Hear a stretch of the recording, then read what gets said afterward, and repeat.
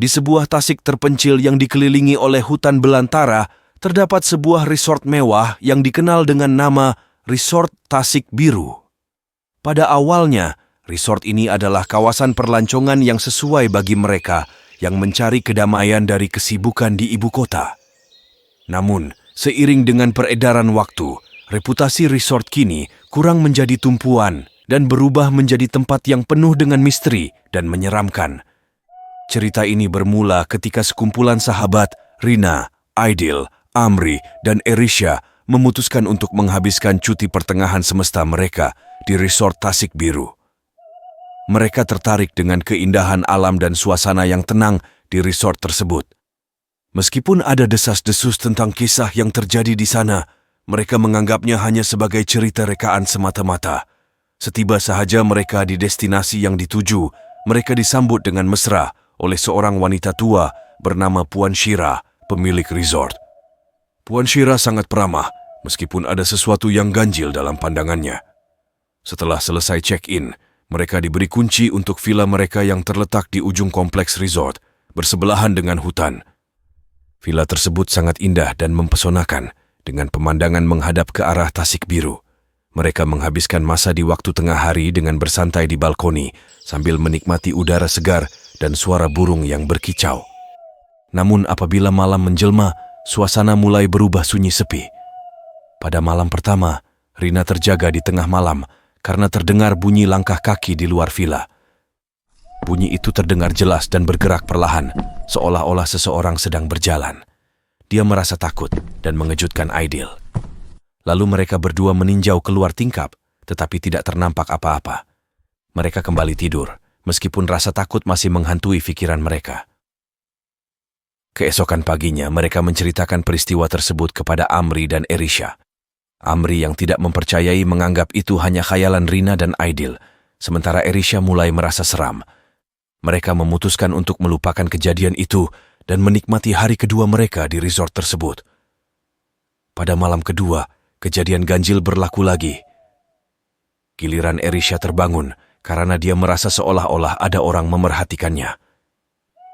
Ketika dia membuka matanya, dia melihat sekujur tubuh bayangan seorang wanita berdiri di suatu sudut dengan rambut panjang yang menutupi wajahnya. Erisha berteriak, lalu semua rakan-rakannya terjaga. Ketika mereka menyalakan lampu, bayangan itu terus gaib dari pandangan. Ketakutan mulai menyelubungi mereka. Mereka segera bertemu dengan Puan Shira dan menceritakan kejadian-kejadian pelik yang mereka alami. Puan Shira mendengar dengan tenang dan kemudian menceritakan sebuah kisah yang mengerikan. Menurut beliau, bertahun-tahun yang lalu, resort tersebut sebenarnya telah didirikan di atas tanah bekas perkampungan yang telah lama ditinggalkan. Kampung tersebut musnah akibat kemunculan wabak penyakit yang membawa maut. Ramai penduduk kampung telah terkorban dan meninggal dunia. Puan Shira menceritakan tentang seorang wanita muda bernama Mawar yang meninggal dunia di hutan berhampiran dengan resort. Mawar dikenali sebagai seorang bomoh oleh penduduk kampung dan sering dipersalahkan di atas pelbagai tragedi yang menimpa penduduk kampung tersebut. Ketika wabak melanda, penduduk kampung menuduh Mawar sebagai punca lalu menggantungnya di sebuah pohon besar di dalam hutan. Arwah Mawar dipercayai masih berkeliaran untuk mencari dan balas dendam atas kekejaman penduduk kampung tersebut. Setelah mendengar cerita tersebut, Rina, Aidil, Amri, dan Erisha merasa seram sejuk. Mereka mengambil keputusan untuk meninggalkan resort secepat mungkin. Akan tetapi, ketika mereka kembali ke villa untuk mengambil semua barang, pintu villa berkunci dari dalam. Tiba-tiba angin mula bertiup kencang dan hujan mulai lebat.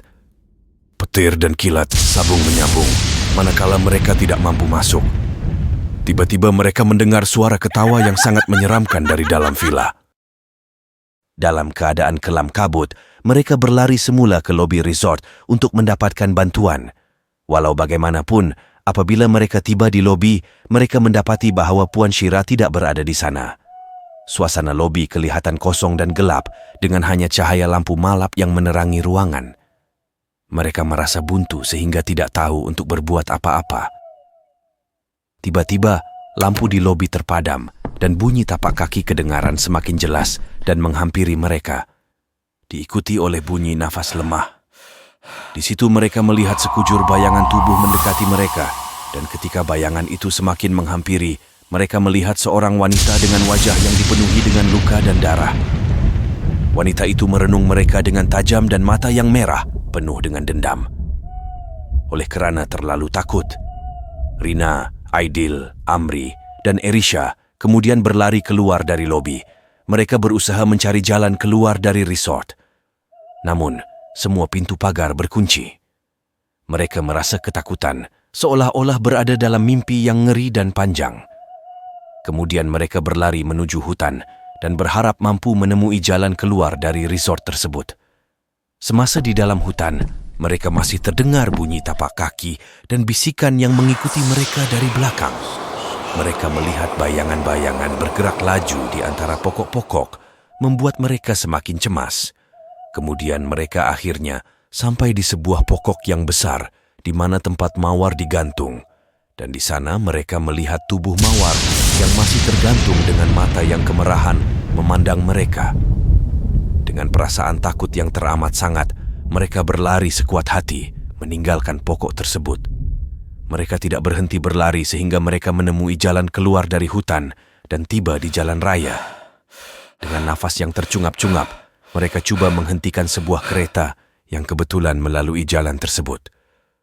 Pemandu kenderaan yang melalui jalan tersebut, Pak Cik Kamal, mendengar cerita mereka. Dia berkata, "Kamu semua bertuah kerana berjaya keluar dari sana. Resort itu memang berpuaka. Ramai orang yang pernah masuk ke sana, tapi tiada siapa yang berjaya keluar dengan selamat. Kamu mesti melupakan semua peristiwa yang terjadi semasa berada di sana." Dengan bantuan Pak Cik tersebut, akhirnya mereka kembali ke bandar dengan selamat. Tetapi pengalaman mereka di resort Tasik Biru tetap menghantui mereka. Mereka nekat untuk tidak lagi kembali ke tempat itu dan mengingati orang lain untuk tidak menginap di resort tersebut. Misteri resort Tasik Biru tetap menjadi buah mulut penduduk setempat. Tidak ada yang berani mendekatinya dan cerita tentang arwah mawar yang menghantui resort itu terus kekal di sana, bertitik tolak dari kengerian tempat yang dahulunya indah. Resort Tasik Biru kini mula terbiar dan ditinggalkan, dan kini menjadi misteri yang tidak terungkai.